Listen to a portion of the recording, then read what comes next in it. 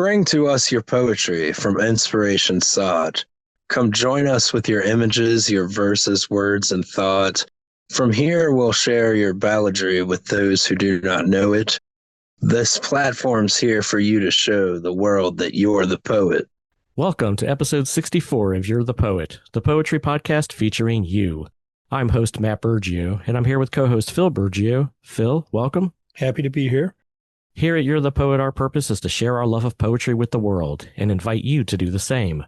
We want to start by saying thank you to all of our listeners who have made You're the Poet possible. We hope you enjoy the podcast and the poetry that is shared. If you've written any poetry and you want to share it here, whether you just have an interest in poetry, consider yourself an amateur poet, or are a professional poet with published works, contact us to be a guest on a future episode. Our featured guest for this episode of You're the Poet is Eli, who is joining us from Northeast UK. Eli, welcome to You're the Poet. Good afternoon, gentlemen. Good evening for me. Good afternoon to you. Thank you for having me. Yeah, not a problem. We're glad you can make it, and we look forward to your contribution to the episode. To start things off, I'm going to share the classic poem for the episode. This poem is going to be by Gilbert Keith Chesterton, most commonly referred to as G.K. Chesterton.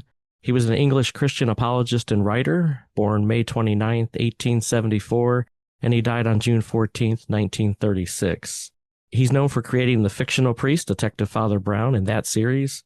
He also gained a lot of attention for his writing on Christian apologetics with his works Orthodoxy and The Everlasting Man, which is said to have influenced C.S. Lewis in his conversion to Christianity. He wrote several hundred poems, around 80 books, about 200 short stories, 4,000 essays, most of those were newspaper columns, and several plays. Today I'm going to be sharing his poem, The Convert.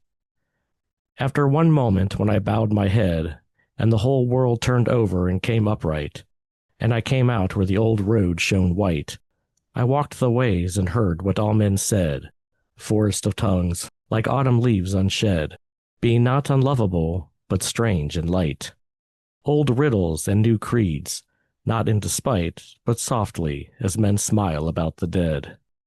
The sages have 100 maps to give that trace their crawling cosmos like a tree. They rattle reason out through many a sieve that stores the sand and lets the gold go free.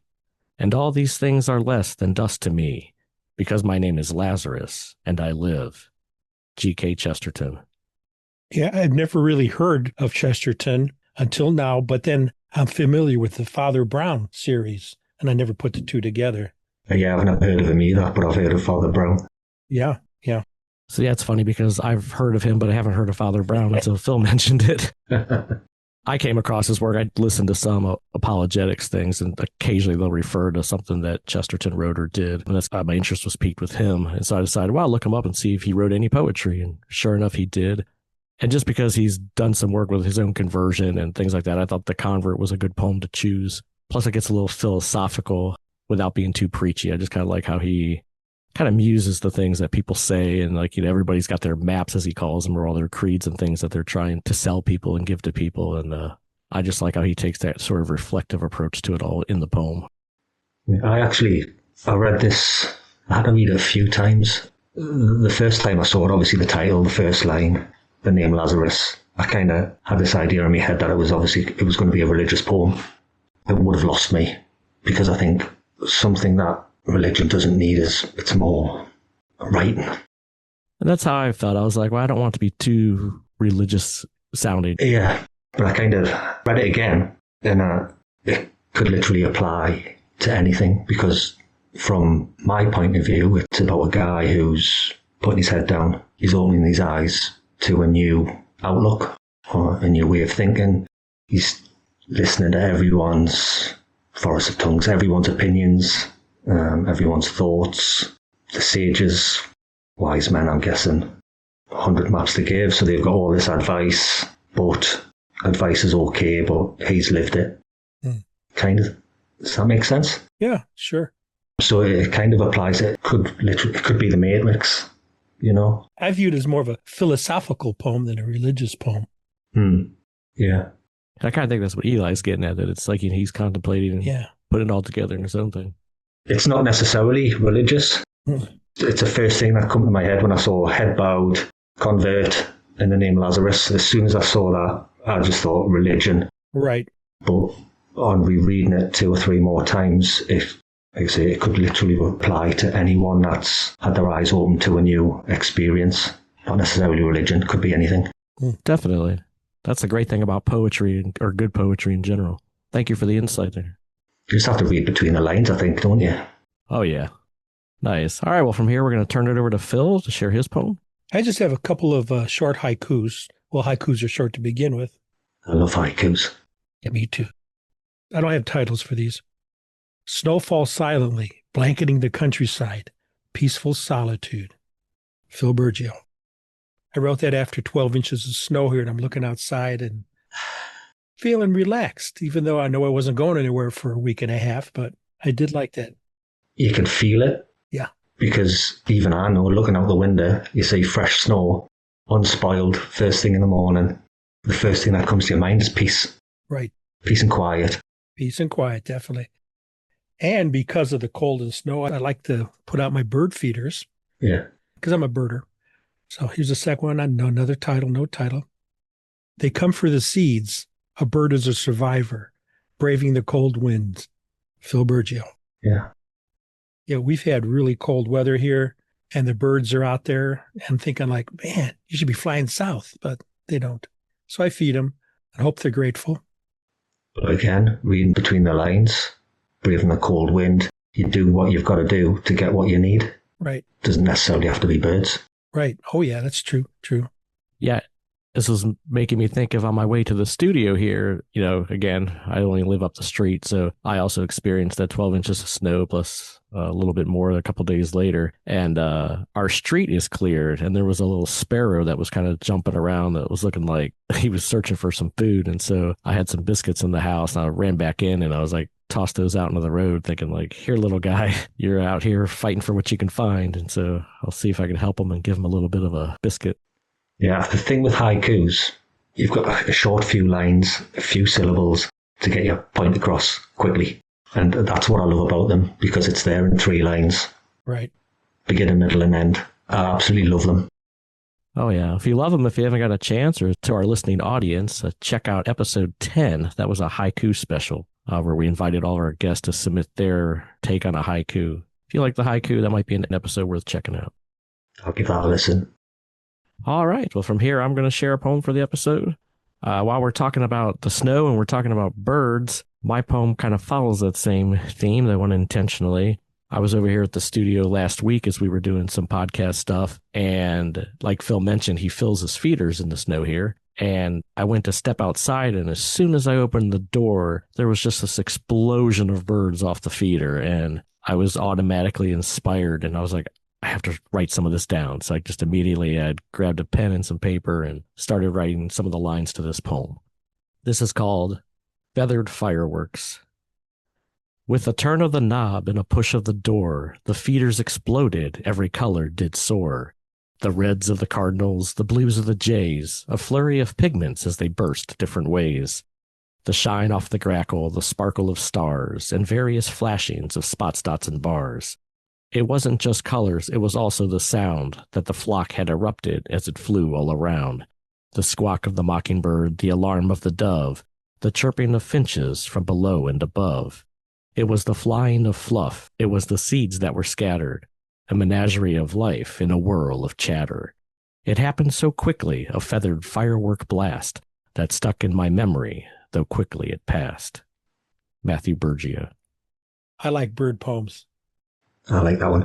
It's like what I was saying before, I read it and I had the visions of the colours in my head, but it was kind of a muted, desaturated version. But as soon as you start speaking, reading it, I can see the colours, I can hear the noises. It's, yeah. Thank you. Yeah, it just fireworks came to mind because it was the explosion of color and the sounds that you heard all at the same time. It was kind of a neat image and experience that just kind of stuck with me. It had a Dr. Seuss type flow to it, too. Yeah. I like Dr. Seuss. What can I say? Can I just ask a quick question? Yeah. Sure. What is grackle? It's an indigenous bird. It's a blackbird. Right, okay. It's like a starling, but it's more elongated, shorter tail, yellow eye. It's indigenous to Ohio here. Right, okay.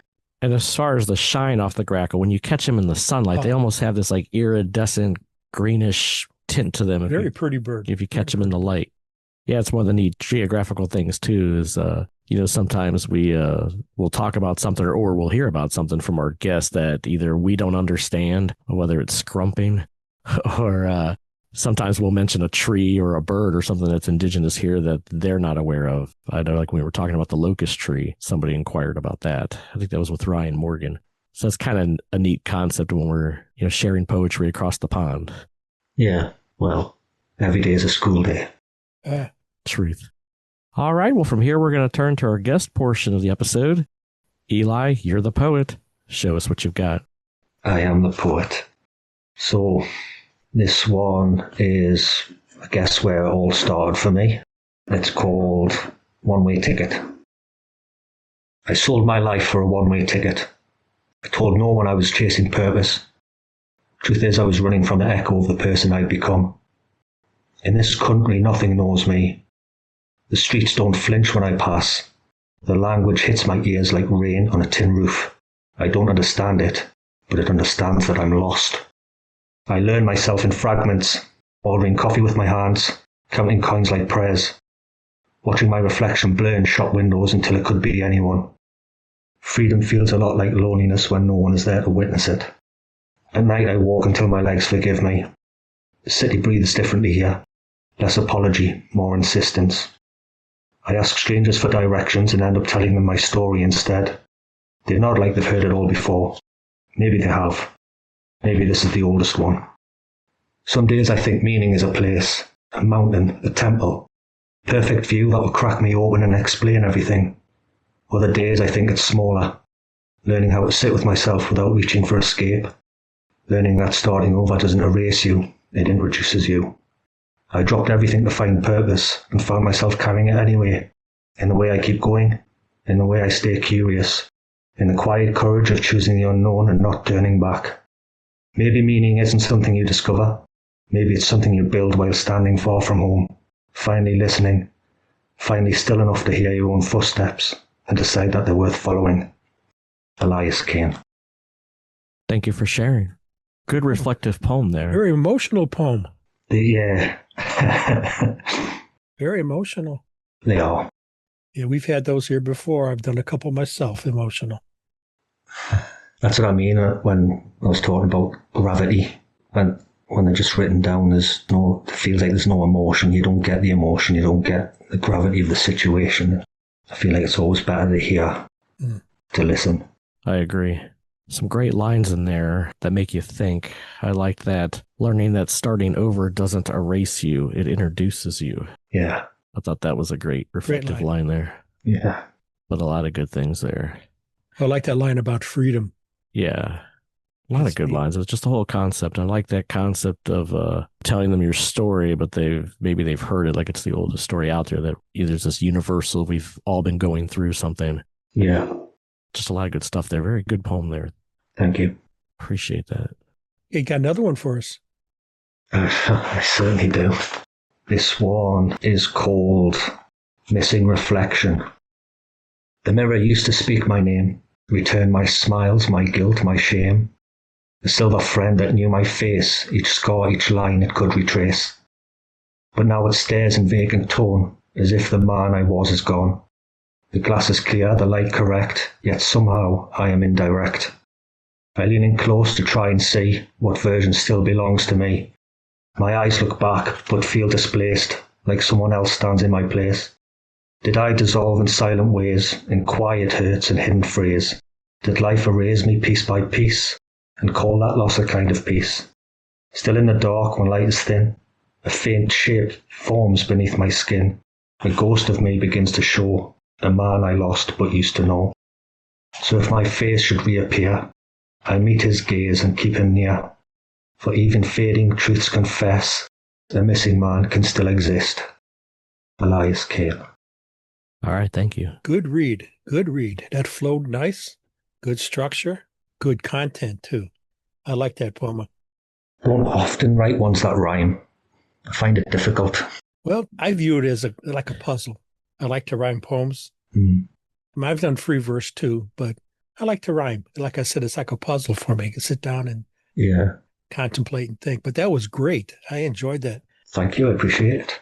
Like I said, good structure, good content.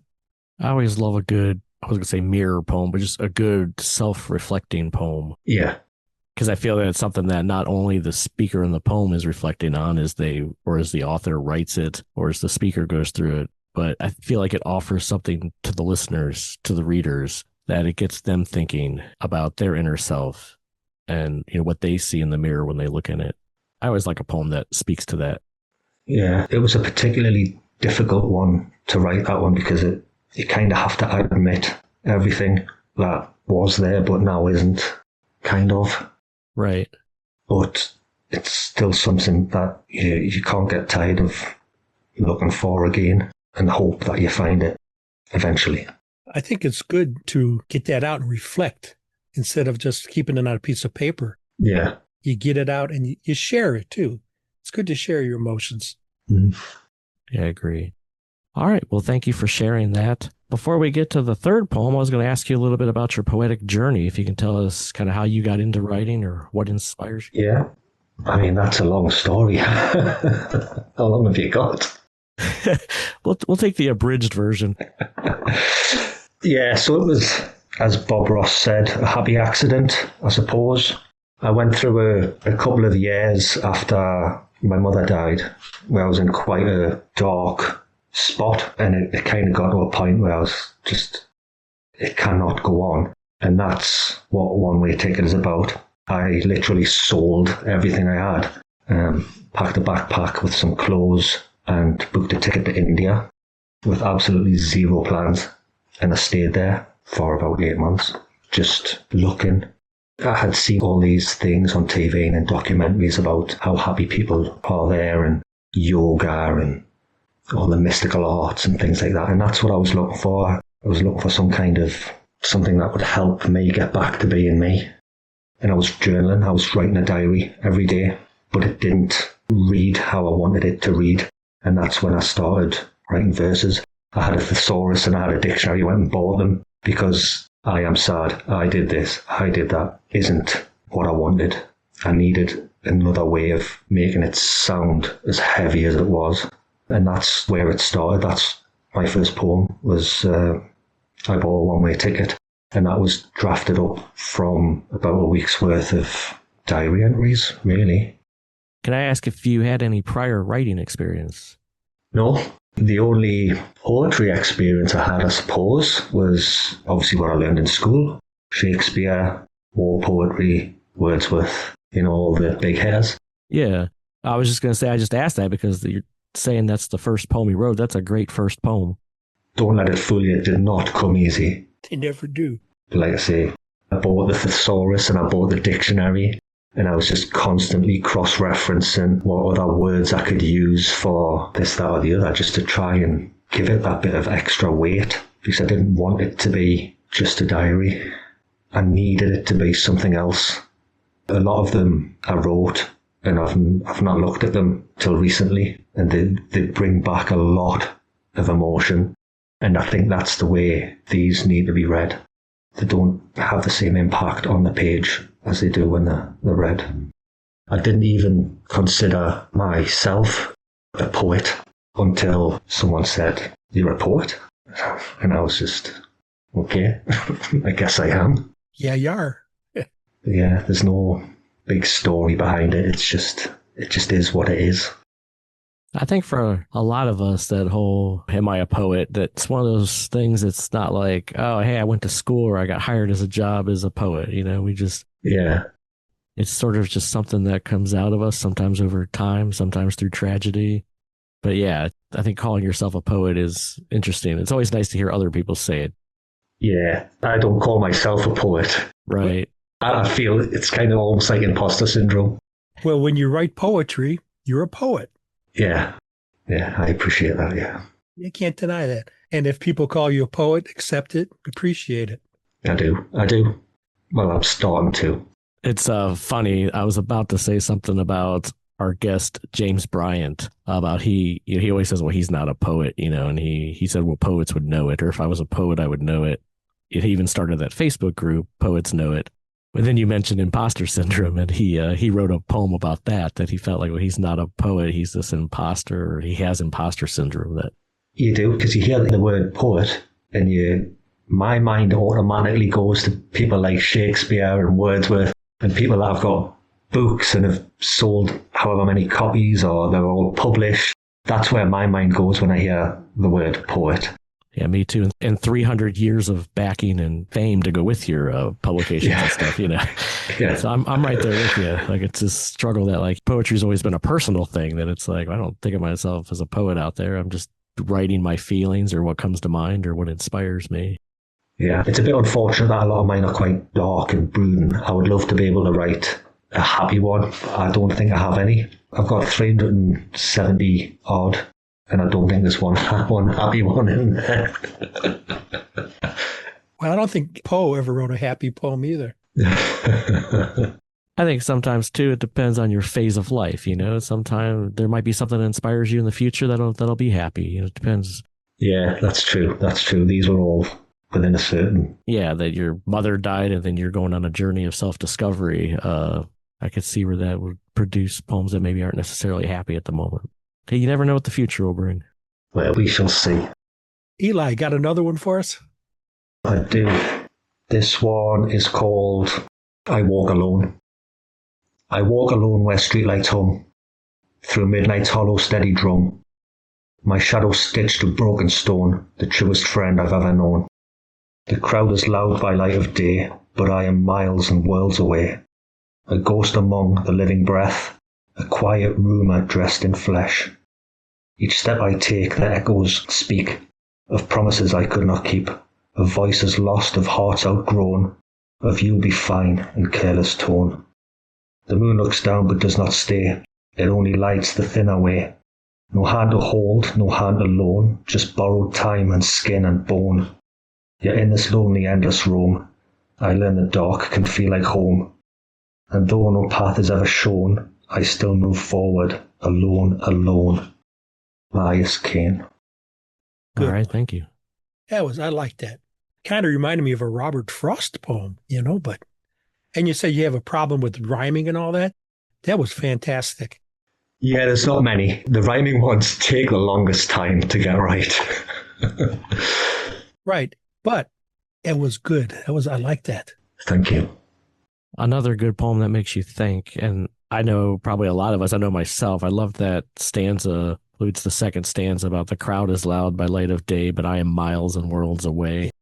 I like the concept, how you portrayed the kind of like the feeling alone in a crowd, that it could be this boisterous world, this loud crowd, but yeah, you're kind of caught within yourself. And I know I felt that. You're in amongst it all, but separated. Yeah, I could definitely relate to that in some periods of my life. I think a lot of people can, unfortunately. Right. That is how life is at certain points. I think everyone experiences it. Everyone can relate to that type of poem, I think. I can, yeah. Yeah, and I'm glad that you're sharing your work, because I think a lot of people will relate to that and grab onto that. And, again, another poem that kind of helps you reflect on yourself and where you are and how things are going. But I'm glad that you're getting out there and sharing these. And you mentioned, too, you're sharing some of them on TikTok, right? Do you want to plug your TikTok page? Or? Yes, I started that. I mean, December's the month that my mum passed away. I mean, it was a long time. It was 18 years ago. And so December is always a rough month. And these poems that I've written, they are over that 17, 18-year period. I wrote a new one. I started it in December and I finished it on New Year's Eve. And I think it was New Year's Day that I kind of said, right, I'm going to set up a TikTok account and I'm going to start putting them on TikTok. Not for likes, not for shares, not for anything like that. For my own benefit. Just to get what's on my chest off the page. And that's why I started that. I mean, I'm saying I don't do it for likes and shares or whatever, but it seems to be doing well. It's getting a lot of people talking. Well, and the more likes and shares you get, the more that it'll be out there in the algorithms and more people will see it. So there could be a benefit there for sure. Yeah. It seems to be hitting a lot of people, and there seems to be a wide audience that can relate to most of it, to be fair. I didn't think it would have the impact that it's had, but... And how can we find that? Is that under just Elias Kayne, or is that... No, that is The Broken Optimist. Again, another bit... It's very poetic. Well, yeah, because I feel broken, but I am optimistic. Eli, are you on Facebook? I am on Facebook, but I don't use it a lot. I joined the You're the Poet group. Okay, that's what I was going to ask you. I posted a poem yesterday, my first one. I'm glad I shared it, but it just didn't seem to have an impact. It was quite a heavy poem, dealing with a heavy subject. I kind of thought, should have maybe put a different one on that wasn't so heavy, because I think that one needed to be spoken. Put another one on. Yeah, I'll have a look through. Because generally on TikTok, I said from the first one, I said, what I'm going to do is I'm going to open this book, and where it lands is what you get. Huh. And I think there's only been one or two that I've looked at and thought, I don't think I'll get through that one, so I'm going to change the page.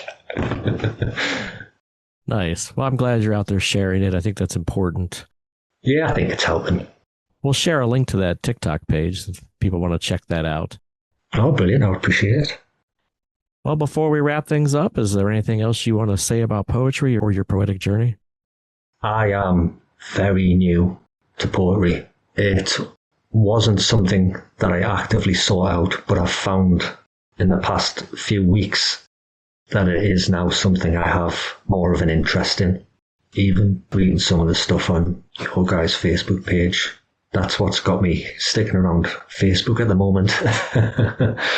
But yeah, I'm definitely going to start branching out and reading more. I'll start looking for it rather than looking at it when it finds me. All right. Well, we appreciate you looking at our You're the Poet page. We're trying to build a welcoming community there, trying to get poets to be interactive. And then those that we call the You're the Poet family, those of you that have been guests on our podcast, there's always opportunities to interact and come back on. Like I mentioned, we did those haiku specials and tanka specials. Yeah. We do some all calls, as I call it, for a chance to submit a recording, to be a part of things. We also do an around the table episode where we'll get like a collection of poets together. So you guys can share a poem and interact with each other on that. Those are fun episodes. Yeah. So if that's something you're interested in, we could always have you back. Oh, definitely. I think your group's got quite a lot of members, but I think it's a very big first step. It's very daunting to kind of put work out there.